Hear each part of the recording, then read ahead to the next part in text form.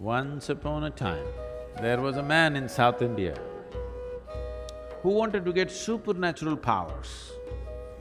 Immediately our man set forth on a journey to Tibet. 1 week of intense practice. He could not sit, stand or sleep. Now he went back, all the way back to Tibet once again.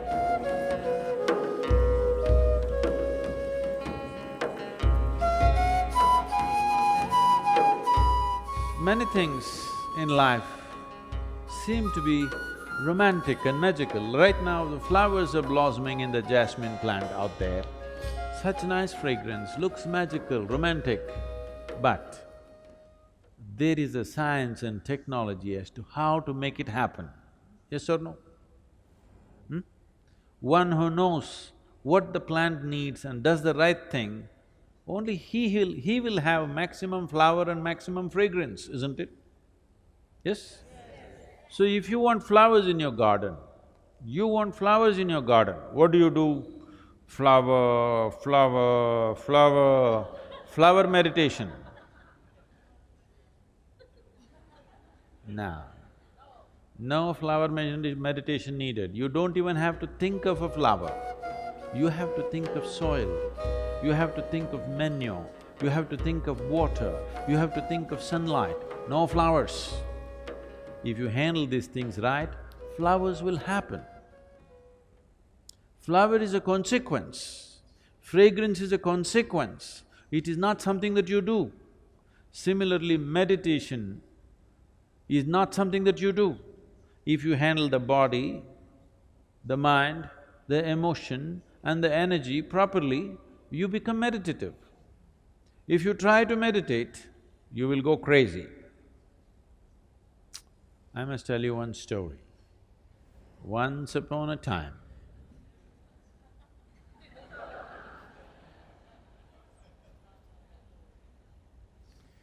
there was a man in South India who wanted to get supernatural powers.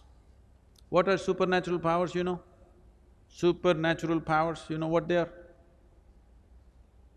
Somebody wants to walk upon water, somebody wants to fly without an airplane, everybody walks on the floor, so somebody wants to walk on the ceiling. Essentially, circus, they want to do something that nobody can do. So the man wants supernatural powers. He went from guru to guru. So many gurus he saw. Everybody said no. Then someone told him, these South Indian gurus, no good, no good. Because they're too conservative, they won't give you all this. I know a monk in Tibet where he has all the supernatural powers you want and he is willing to give it to you. Immediately our man set forth on a journey to Tibet. From South India to Tibet, walking across Himalayas, not an easy journey, but our man is determined. He wants supernatural powers. So he went all the way. He went to this monastery, the Buddhist monastery. The culture in the Buddhist monastery is very different from what we know here in South India. Here, people have been taught that Atiti Devo Bhava, that means a guest is God. If somebody comes to your home as a guest, you must treat that person like a god. Even if he happens to be your enemy somewhere else, when he comes to your home, you must treat him like a god. You must be saying in India, people see you and they're doing this because they want to treat you like a god. Because you come here, when they come to your place, they'll be different. But now that you're here, they want to treat you like a god. But in the Buddhist monastery, there is no such culture. If you go there, nobody will ask you who you are. Not because they don't care for you, because in their life, the biggest thing about their life is to find out who am I. If a new person comes just now, As soon as he comes, you ask him, who are you? It's a very big question. Yes? Very big question, isn't it? So they don't want to embarrass you with such a big question. So a new person has come, if you do not ask him, who are you, what is the next possibility? Where do you come from? Do you know where you come from? Now you came from China, that's not the point. Where do you really come from, do you know? From where you came into this life, do you know? Do you know? No. Where is that? Mother. Okay, to mother's belly, where did you come? You really don't know where you came from, isn't it? So they don't want to embarrass you with that question either. A new person has arrived, you don't ask him who you are or where you come from, not much room for conversation, so they don't talk to you. Lunch means there is a bell. If you want, you can go and eat. If you don't eat, nobody will force you because fasting is an important part of Buddhist life. If you are not eating, it is greatly respected, nobody will come and say, come and eat, because they think you're fasting. This is a strange situation for this man from South India. Because in South India, you must know this, if you go to somebody's home, it doesn't matter at which time of the day you go, you must eat. You tell them, no, no, no, I just had my dinner and came. It doesn't matter, you come to my home, you must eat. Because this is hospitality. This is a sure way to the hospital. Nobody asked him who you are, where you come and eat, nothing. He just hung around. When hunger overtook him, he went and ate and just hung around. 1 day, 2 days, 3 days, 3 weeks passed away. Nobody spoke to him. After 3 weeks, the old monk who was there called him. He knows why this man has come. He said, what will you do with supernatural powers? What will you do walking upon water? After 3 days, a boat will be better, you know. I will teach you the way of meditation. With this you can live a fruitful life. Our man said, no, no, no, no, I don't want your meditation. You think to learn meditation I have to come to Tibet? In India, we know every kind of meditation. Don't you forget, Gautama the Buddha is an export from India.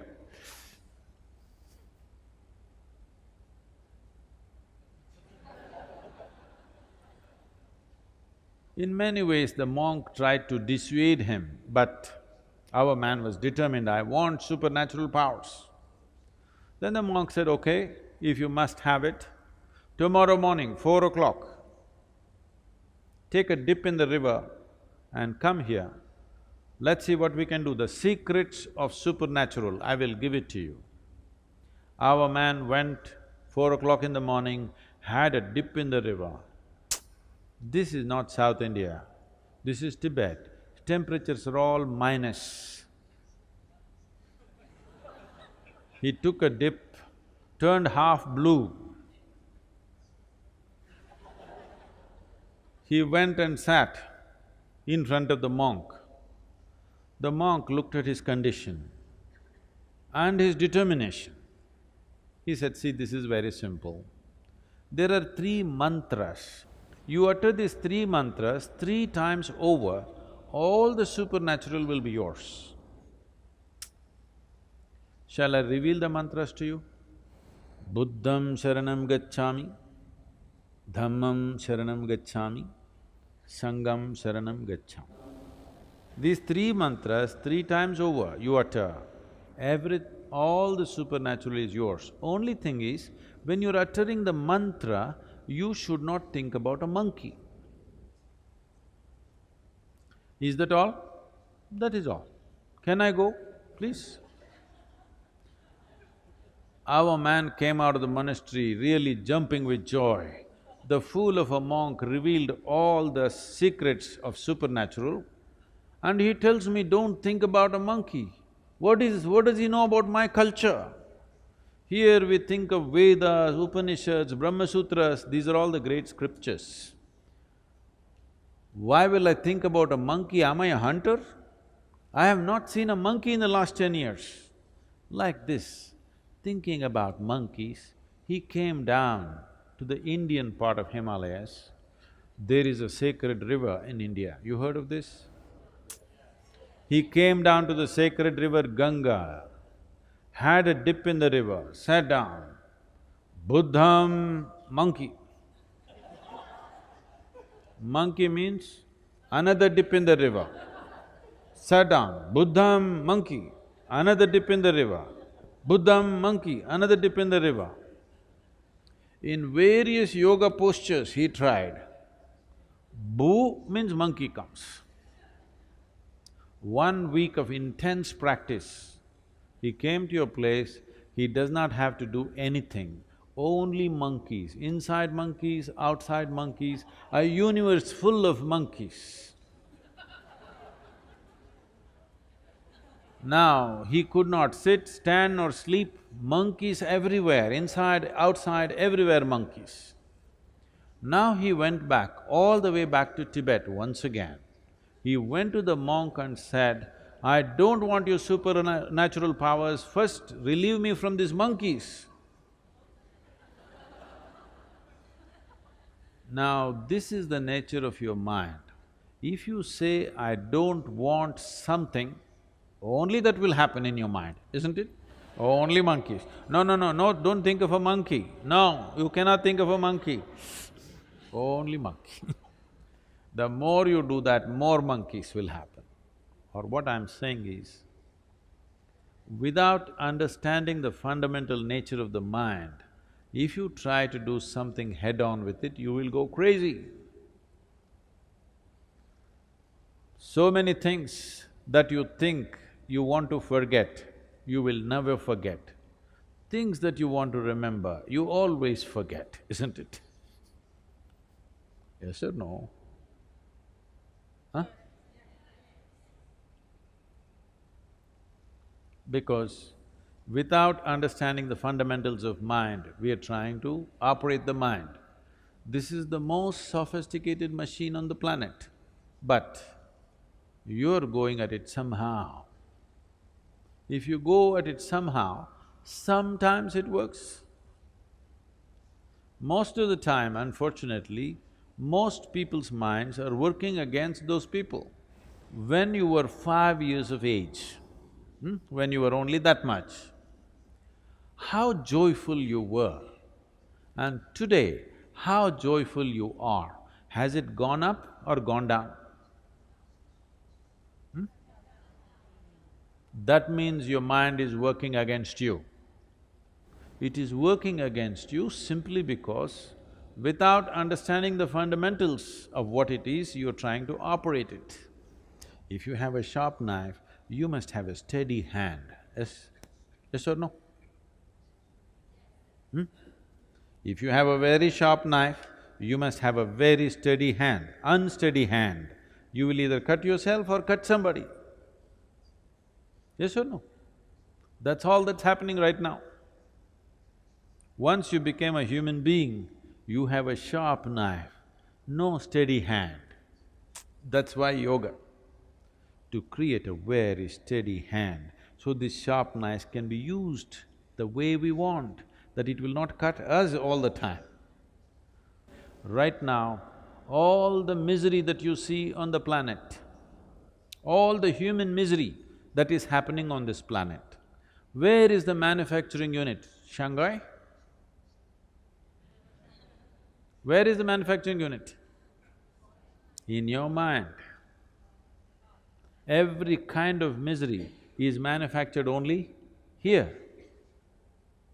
This should be manufacturing bliss for you, ecstasy for you, but it's manufacturing misery because there's no stable platform, it's all over the place. Once this mind begins to work for you, Once you are blissful by your own nature, there is no fear of suffering.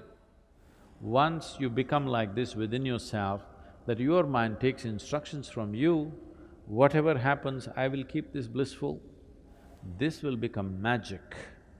This will become a fantastic instrument of well-being. Now you would like to explore the full depth and dimension of this life.